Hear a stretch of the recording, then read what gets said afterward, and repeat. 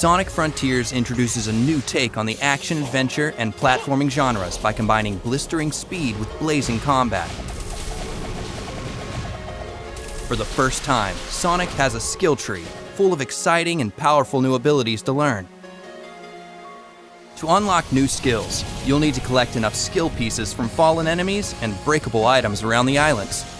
Sonic also has his standard moveset, including a homing attack, drop dash, and stomp at the beginning of the game.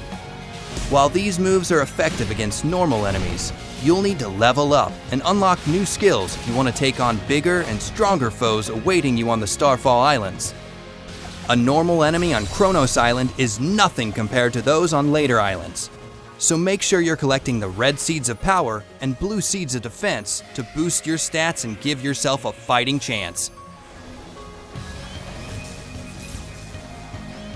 As the game progresses and Sonic levels up, so do your enemies.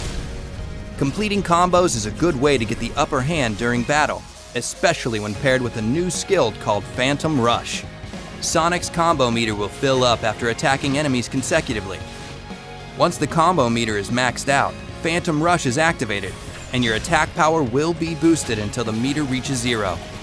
To deal massive amounts of damage in a short burst, use Sonic Boom, a long-range, high-speed kick that unleashes shockwaves at the enemy. Another option to dish out major hurt on your enemies is Wild Rush, a flashy, zigzagging attack that sends you crashing into your targets with great force. It's a fast and stylish way to hit your enemies hard while avoiding incoming fire.